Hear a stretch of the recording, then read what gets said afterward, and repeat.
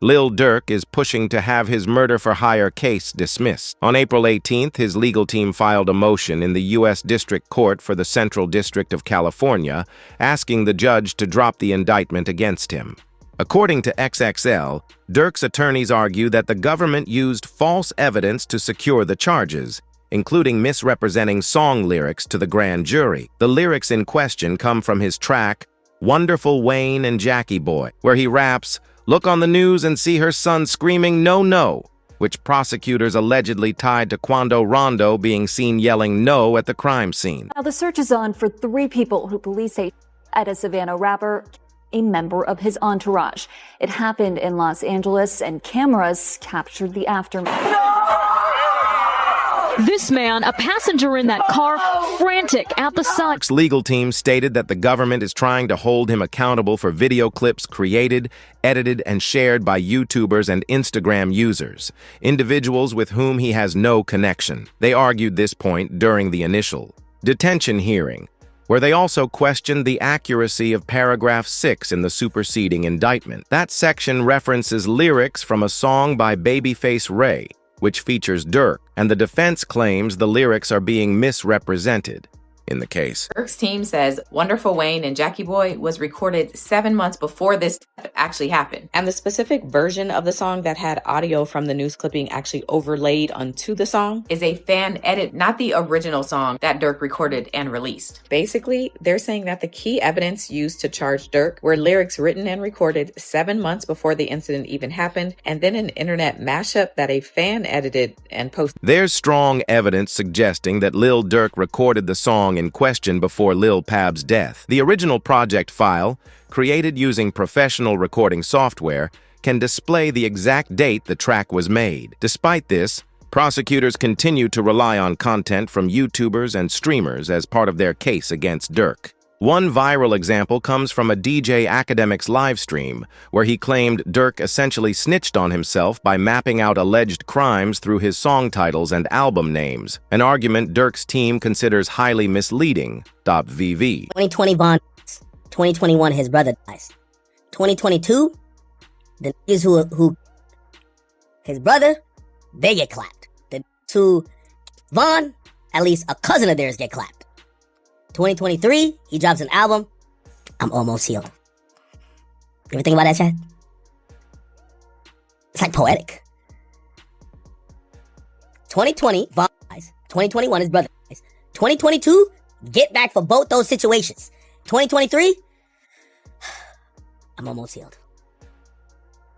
Crazy. As if things weren't already complicated, prosecutors took it a step further. It was reported that Big U, Brick Baby, Loose Cannon, and others were arrested in a Rolling 60s gang takedown. Following the arrests, rumors began circulating that Brick Baby, now in custody, might cooperate with authorities and provide information on rapper Lil Durk. The timing of these arrests has raised suspicions among legal experts, who believe the feds may pressure Brick Baby to turn over details on Durk, especially since Brick Baby is allegedly the link that first put Durk on the government's radar in the murder-for-hire case. This all ties back to internet personalities. Again, 3 years ago, Brick Baby appeared on a live stream where he said, "You can't say Durk never slid for King Von because they got Lil Pab." When Durk was later arrested, Brick Baby happened to be live streaming again and had to address that old clip, making it seem as though his own words may have played a role in attracting federal attention to Durk. Was this an attempted hit or Well, they can't say that no more. Then they put you as Why?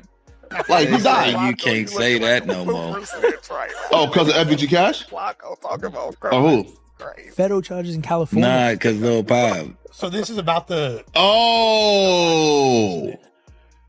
What's that? But I'm just saying, they just say you can't say that. But it gets even deeper. In the track Wonderful Wayne and Jackie Boy, Lil Durk raps, "Told me they got an addy, go, got the location, go." Prosecutors linked these lyrics back to none other than Brick Baby. What made things worse is a statement Brick Baby made himself. He publicly said that he would have dropped Quando Rondo's location if Lil Durk had asked, citing his loyalty to him. That comment only added fuel to the fire, giving prosecutors more reason to connect Brick Baby's actions and words to the ongoing case against Durk. People like, you lined up somebody from your hood. Like, listen, I didn't. But at the end of the day, what's wrong with giving my friend the address? Oh, this is my boy. He lost his boy.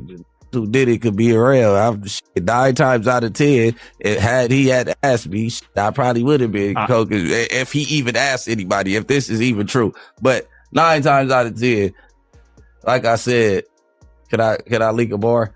Sure. I said, if he make the call right now, I'd up it. Right. With Brick Baby now in federal custody and Lil Durk's legal team mounting a strong defense, many believe the feds may try to pressure Brick Baby into flipping on Durk. But did you know Durk's lawyers already have other strategies in play to get him released? Reports recently surfaced that Lil Durk was attacked inside his LA County Jail cell block earlier this morning. While the rapper's current condition hasn't been made public, his legal team is expected to push for a jail transfer, arguing that the facility failed to protect their client. Despite having a legal obligation to ensure the safety of all inmates through secure housing and 24/7 monitoring, what's even more interesting is that fans believe they've identified the people behind the attack. On the very same day the incident occurred, both Quando Rondo and Lil Tim gave separate interviews. But oddly, both delivered nearly identical messages and released them at the exact same time. While some brushed it off as a coincidence, others suspect it might have been coordinated. This has led to speculation that the feds may be turning a blind eye to the situation in order to avoid building a separate case against Quando and Tim, possibly seeing it as their attempt to get revenge on Durk. Oh, like shit, I was just protecting my little brother. When you did finally find out that it was King Von who did it, how'd you feel? I was like, damn, if Brian did that stupid shit last night, he still would have been alive. That's how I was. But I was like, shit, I ain't no the type person I am. Like, I'm a humble person. I ain't no disrespect to like his mama saying f***ing shit like that. Cause I could easily get on that type of stuff and be clout chasing type. Like, I ain't on that type. I'm a humble person, but it's like, they ain't never popped that shit off. That would have never happened like that. This fueled even more speculation when Quando Rondo echoed a similar sentiment during his interview, saying he wished the situation had been handled differently. The timing and coordination of both his and Lil Tim's statements only added to the suspicion, with some fans believing it was a subtle way of addressing the incident without directly implicating themselves, possibly an effort to avoid drawing federal attention while still sending a message. Whoever on my side, they got kids and a mama that 100% love them. And at the end of the day, bro, all this bull that we talking about is stupid. That could have been handled a totally different way. It could have been handled to the point where a song and $3-4 million could have came out or whatever. Like that could have got handled in a legit way, in a music way. The situation continues to spiral as more suspicious details emerge. Quando Rondo and Lil Tim recorded their interviews on the same day Lil Durk was attacked, each with different hosts, but had them strategically released on the same day. This timing has led many to believe it was a calculated move, serving as an alibi in case things escalated. Unfortunately for Durk, the threats aren't just external. He's reportedly being targeted from within his own circle. A recent update revealed that over 230 gigabytes of digital evidence, including audio and video recordings, surveillance footage, and more than 20,000 pages of documents, are currently being processed for discovery. According to reports, a gang member known as Jam allegedly supplied all this material to federal authorities. The feds believe Durk ordered hits on 2 individuals. First, Stefan Mack, who was allegedly involved in the death of Durk's brother, D-Thang, and second, Jam himself, whose child's mother was killed shortly after Durk reportedly found out Jam had been wearing a wire. Prosecutors claim Jam is the key witness who could connect Durk to all 3 incidents. In one piece of evidence, a now infamous Instagram Live, Durk is seen reacting in real time as Jam appears to hold the top of his jacket and whisper into it. A moment many believe is when Durk realized Jam was cooperating with the I ain't gonna lie, my whole dream changed. I ain't gonna lie, like back in the day. Oh my! Oh dang! Like back in the day. Look, he took out. Check on your man. I heard you got his head. Yeah. I ain't gonna lie, man. Hey, when I was growing up, I used to having a dare. Architect. Having a who? I'm having a dare. School's out of town. All that woofing on the net, it got your man shit. Metro! The circumstances surrounding Stefan Mack's death appear even more suspicious. Just 30 minutes after the incident occurred, Lil Durk took to Instagram and made a post that read, "For D Thang Aha," a message many interpreted as a direct reference to the crime. Not long after, he also posted a video to his Instagram story, which added to the speculation. The timing and content of these posts have raised serious questions, with some seeing them as potential indicators of retaliation, further fueling the federal investigation. You can't see other shit, boy. What? Tweak on my folks. Hey, somebody always said, slap car. Yeah. Somebody always said, slap car. Allegedly, Jam is now cooperating with authorities and providing evidence related to both Stefan Mack's and his own child's mother's deaths. What makes the situation even more complex is that during the same Instagram live where Lil Durk seemingly realized Jam was wearing a wire, Durk was also seen gifting Jam $50,000.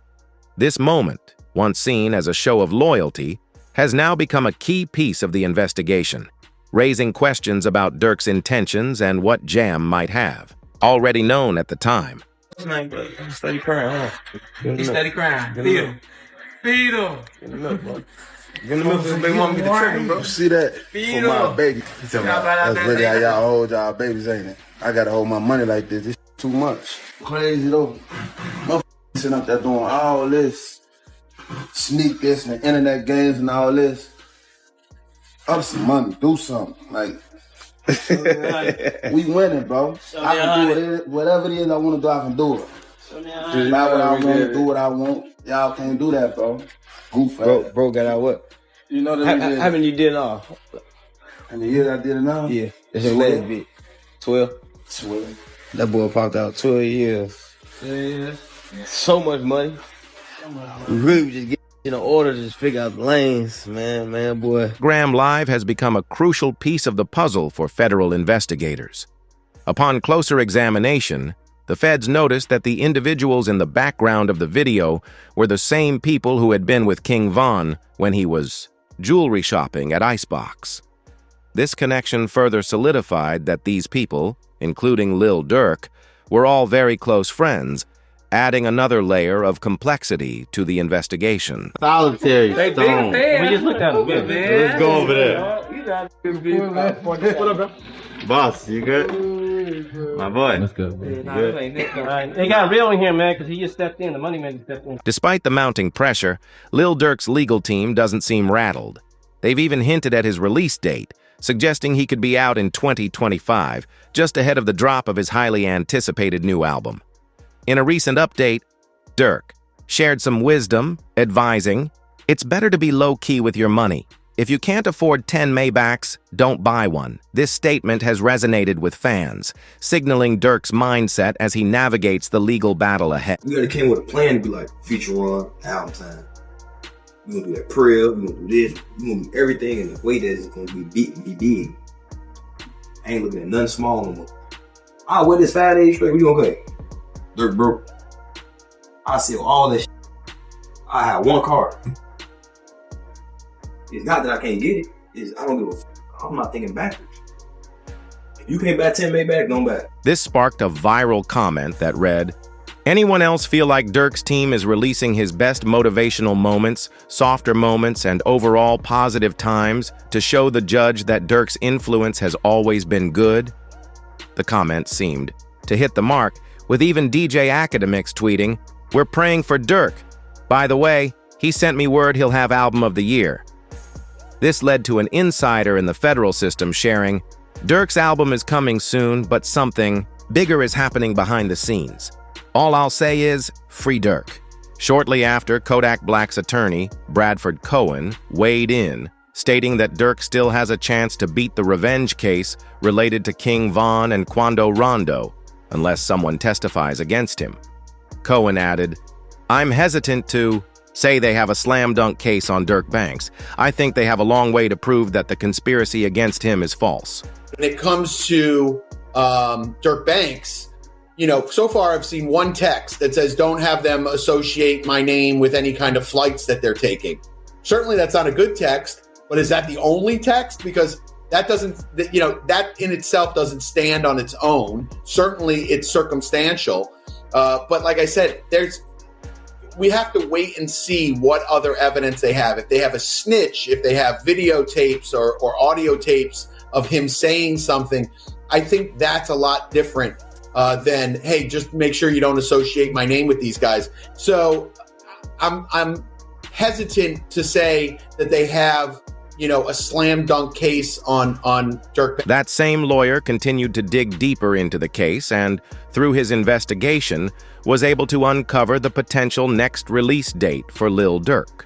His efforts led to the discovery of new information that pointed to a possible timeline for Durk's release, further adding to the growing optimism surrounding his situation.